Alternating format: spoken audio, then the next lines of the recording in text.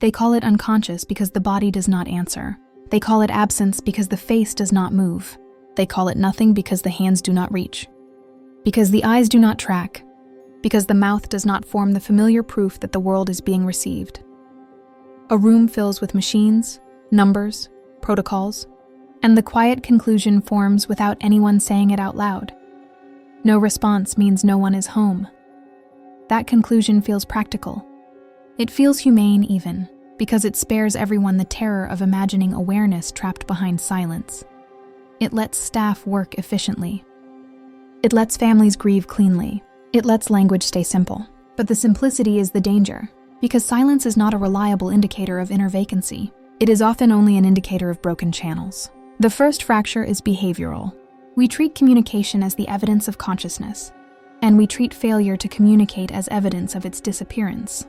Yet communication is a performance that requires many systems to align: arousal, attention, comprehension, motor planning, execution, timing, and a body capable of carrying the signal outward.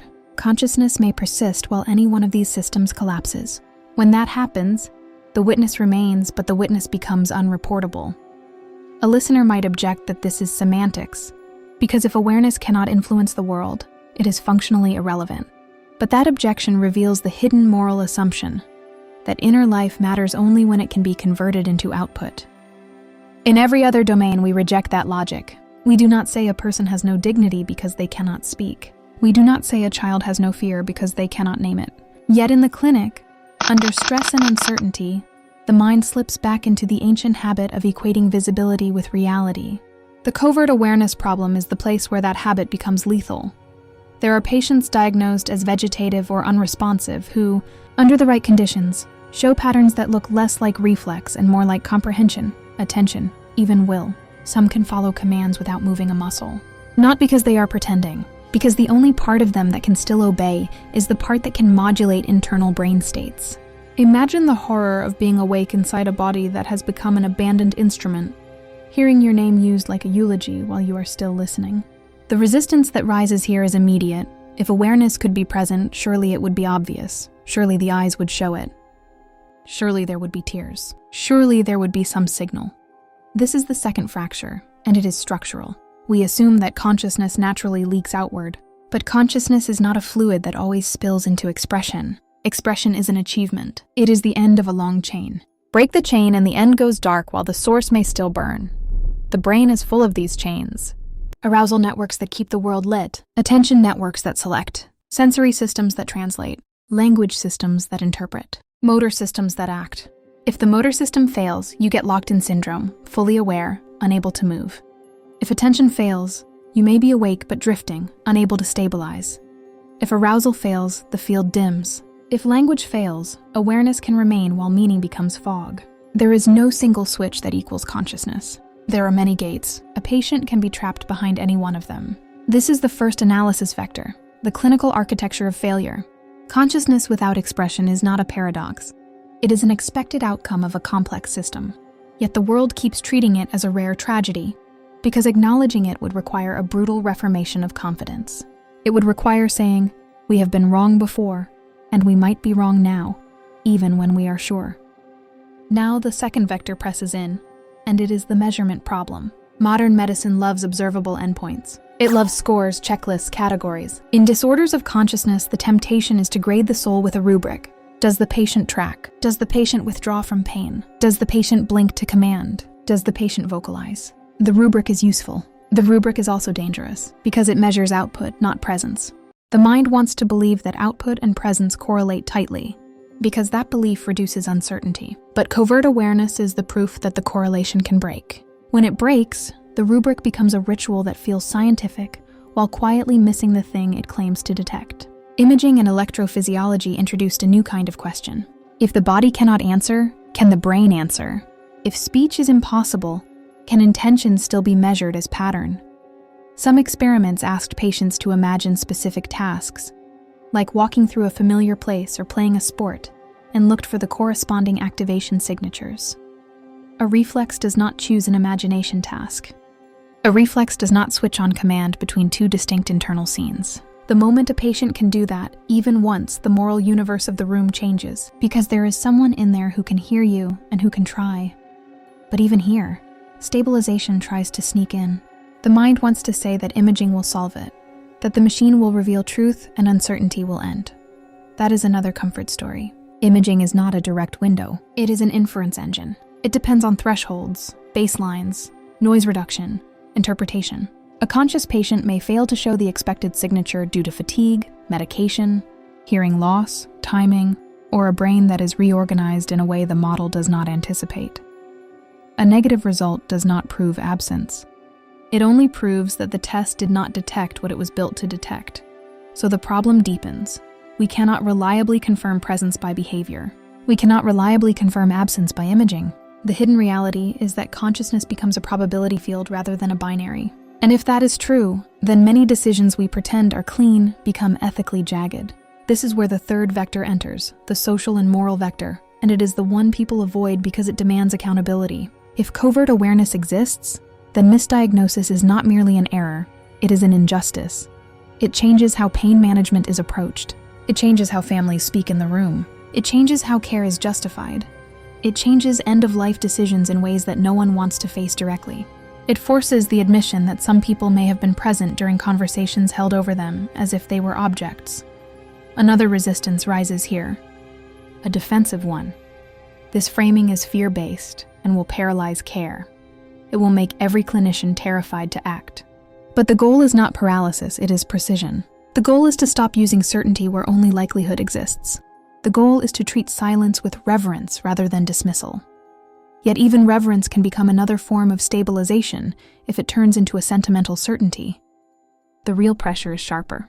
Covert awareness destabilizes not only medicine but philosophy. It exposes how shallow our definitions have been. We have defined consciousness by what it can do, not by what it is. We have reduced inner life to functional outwardness because outwardness is easier to measure. Covert awareness is the proof that what is easiest to measure is not always what matters most. At this point, someone will try to rescue the old framework by saying that covert awareness is rare, and that most unresponsive patients truly lack consciousness. But rarity does not remove obligation. If even a small percentage are present, then the entire category label becomes morally unstable. You cannot treat a room as empty when you know some rooms that look empty contain a listening mind. And it does not stop at the clinic. The covert awareness problem is a mirror held up to everyday life. How often do we treat people as absent because they do not perform the kind of response we expect? How often do we mistake flat affect for emptiness? How often do we mistake dissociation for stupidity? How often do we mistake silence for consent? The same error repeats. We confuse expression with existence. Now the spiral pressure deepens because this problem touches the core of your larger thesis. Consciousness is not identical with its narratives, and it is not identical with its outputs. Consciousness is the field that can remain when narratives collapse and outputs fail. Covert awareness is not mystical evidence. It is structural evidence that the witness can persist without the familiar signals of selfhood. This creates a dangerous intimacy with the earlier episodes. If consciousness is perception rather than thought, then a person can be fully conscious while lacking the ability to plan, speak, or coordinate a response. If unity can persist without full integration, then a person can remain one presence even when internal access is fragmented. Covert awareness sits at the intersection of these truths and forces them into consequence. It demands that theory become care, but do not let this settle into a comfortable compassion speech. Compassion can be another way of closing the question too quickly. The deeper problem is epistemic. We do not know what we are looking at when we look at a silent human. We think we do. We act as if we do. Covert awareness reveals that we often do not. Even the phrase covert awareness contains a bias. It implies that awareness is hidden like contraband. But awareness is not hiding. Awareness is simply not being translated into the forms we have been trained to recognize. The failure is not in awareness. The failure is in our assumption that awareness must present itself on our terms. Consider how fragile communication truly is even in healthy bodies. You can be aware and still fail to speak under fear. You can be aware and still freeze. You can be aware and still be misunderstood. Now magnify that fragility through injury, sedation, swelling, disrupted networks, and damage to motor pathways. The probability of awareness without expression becomes not merely possible, but predictable. The shocking thing is not that covert awareness exists. The shocking thing is that we ever believed it would not. This is the part that should not resolve quickly. Because if you accept it too easily, you will turn it into a new certainty, and certainty will shrink the field again. The truth here is not a new slogan. It is an ongoing demand. Separate consciousness from performance. Separate presence from output. Separate being from expressibility. And once you do, you have to confront the next question that refuses to behave. What exactly are we measuring when we measure consciousness at all? If our instruments primarily measure the ability to signal, and if signaling can fail while presence remains, then our science has been studying the shadows of consciousness while claiming it studies the light. That does not mean the science is useless. It means the science is incomplete. It means the models must widen until they can hold the possibility of a witness that cannot wave. And that widening comes with a cost. It forces humility into places that prefer mastery. It forces uncertainty into protocols that rely on decisive categories. It forces a change in how we speak around silent bodies. It forces a new kind of listening, one that does not demand proof before it grants humanity. Hold this without resolving it into comfort. There are patients who are not responding, and you do not know if they are absent or simply untranslatable. There are lives that look blank from the outside, and you do not know whether the inside is dark or flooded with awareness. The covert awareness problem is not only a medical discovery, it is a warning about the limits of perception itself. It says that you can stand before a conscious being and still misread the room entirely, not because you are cruel, but because your criteria are too narrow. And if that is true in the clinic, it is true everywhere. So the question remains open, heavy, and unfinished. When the body cannot speak, what evidence do you demand before you allow the possibility of presence? And what does that demand reveal about your own definition of consciousness? The first comfort Part 1 allowed was the belief that covert awareness is a hidden minority, an exception that proves we should be more careful. That belief feels reasonable. It preserves the old world while adding one corrective note. Sometimes the room is not empty. Speak softly, run better tests, stay humble. Then the system can remain what it is, with a slightly wider margin of compassion. Now that comfort has to break, because the deeper problem is not that some patients are covertly aware. The deeper problem is that the category of unresponsive is a confession of our ignorance. And we have been treating that confession as a conclusion. We did not discover a small group of hidden minds. We discovered that our usual proofs of mind are embarrassingly local. They depend on one kind of access, one kind of output, one kind of body cooperation. When that cooperation fails, the entire culture of assessment collapses into guesswork dressed as expertise. The destabilization is simple and hard to hold. You may not be witnessing absence at all. You may be witnessing translation failure. And translation failure can be the normal state of a damaged nervous system, not a rare edge case. A listener might insist that this is overreach, because we have decades of clinical observation, and because many patients show no recovery, no command following, no consistent evidence of inner life. But that insistence assumes that consciousness must look like a stable, coherent interior. It assumes the mind inside is either fully present or fully gone. That assumption is the second comfort to break, because covert awareness does not only reveal presence behind silence, it reveals that presence itself can be unstable, intermittent, fragmented, and state-dependent in ways that our categories do not track. You can have a witness that flickers, not because the soul is unsure, because the brain state is unstable, because arousal rises and falls, because attention windows open and close, because sedation, infection, temperature, pain, noise, circadian disruption, and 1,000 invisible variables change the probability of access in real time. A person may be present at noon and unreachable at 2. A person may hear their name once a day like a bell through fog. A person may be able to follow a command 1 time out of 50 and fail the other 49, not due to deception or lack of will, but because the corridor that connects intention to measurable pattern is narrow and collapsing. This is the first analysis vector for Part 2, consciousness as a state space, not a stable possession. The old binary is not merely inaccurate. It is structurally incapable of holding what happens when networks are injured. Consciousness becomes something like weather.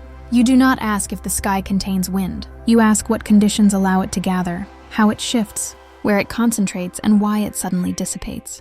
In disorders of consciousness, the witness may still exist, but the conditions that allow that witness to become detectable can be rare, brief, and exquisitely sensitive. Now the immediate resistance, if it is that unstable, how can it matter?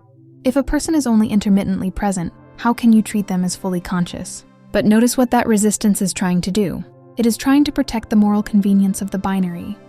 It is saying that partial presence should count as absence because it is too complicated to honor. That is exactly the kind of reasoning covert awareness exposes as dangerous. Partial presence still experiences. Partial presence can still suffer. Partial presence can still remember.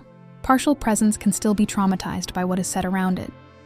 The ethical weight does not require continuity. It requires possibility. And possibility forces a new kind of responsibility. Not to pretend certainty, but to behave as if the inner field might be listening even when you cannot confirm it. The second vector enters now, and it is the vector of interpretation. Because even when the brain answers, we treat the answer as if it came from a single unified subject. That is another comfort to break. When a patient shows covert command following through imagery tasks, we often speak as if the person is intact, simply locked behind motor failure. Sometimes that is true, but sometimes the pattern may come from a subsystem, an island of preserved capacity within a larger field of disorganization. A mind can be partially online. A fragment of intentional processing can still operate while other capacities are offline. That does not mean there is no one there. It means the one there may be forced to inhabit a thinner version of themselves. In other words, even when you detect awareness, you have not solved the hard question. You have only proven that some access exists. You still do not know what it feels like inside. You still do not know whether the experience is coherent or splintered, peaceful or terrifying, narrative or raw sensation. You still do not know whether the patient hears language as meaning or as noise. You still do not know whether time is experienced as continuity or as disconnected flashes. Covert awareness proves presence, but it does not guarantee a stable self. This matters because families and clinicians often respond to detection by rushing into a story of recovery. They begin speaking as if the person is fully back, fully reachable, fully themselves, only waiting for the right technology. Hope is natural, but hope can become another form of harm if it turns into pressure, constant stimulation, constant demand for response, constant insistence on coherence. A patient might be aware and still overwhelmed by sound. A patient might be aware and still unable to hold attention long enough to perform a task. A patient might be aware and still unable to endure the constant interpretation of their internal state by people who want certainty. The tragedy is not only misdiagnosis of absence. The tragedy can also be misdiagnosis of what presence is like. Now the third vector arrives, and it is the vector of diagnosis as power.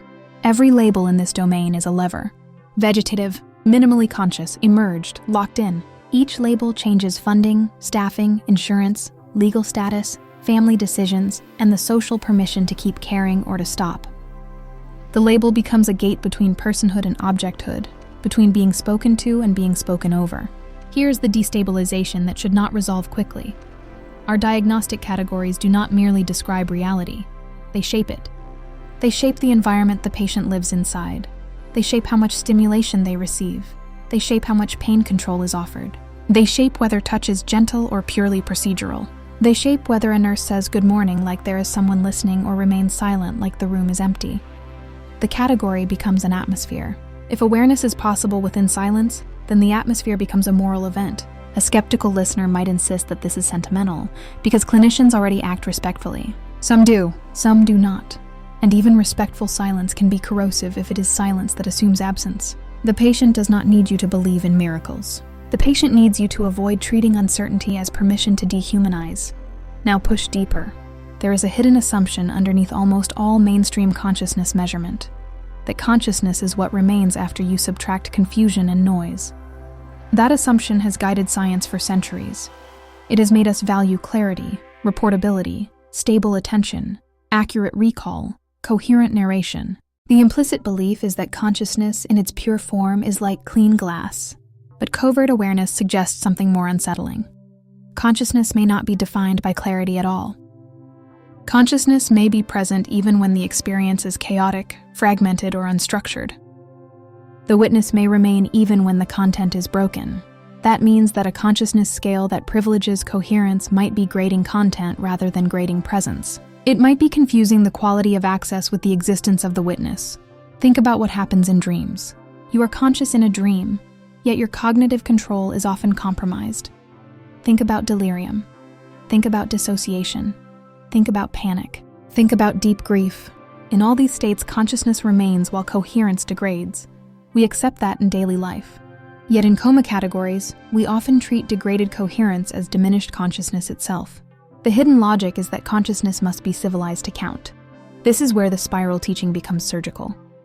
Because your broader work keeps insisting that consciousness is not identical to the mind. It is not identical to narrative. It is not identical to planning. It is the field that can remain even when those things collapse. Covert awareness forces that claim into a place where it becomes ethically non-negotiable. So the question changes shape again. It stops being, is there consciousness or not? It becomes, what behaviors and tests are we mistaking for proof? And what kinds of consciousness do those proofs systematically ignore? And if your model of consciousness ignores what is hardest to express, then your model is not describing consciousness. It is describing your preferred interface with it. That is the covert awareness problem in its final weight. Not only a medical revelation, but a warning about the arrogance of measurement. It says that the most important realities may be those that fail to translate, and that a civilization that equates translation with being will continue to erase minds that are still here. Hold that without ending it. Because if you resolve it too quickly, you will turn it into certainty again, and certainty will shrink the field back into the old cruel simplicity. If this transmission resonated, the spiral continues. You did not arrive here by chance, and you do not leave unchanged. More teachings are unfolding across the Vaharat library, each one meeting you where you are, not where you think you should be. Follow resonance. The next threshold is already listening.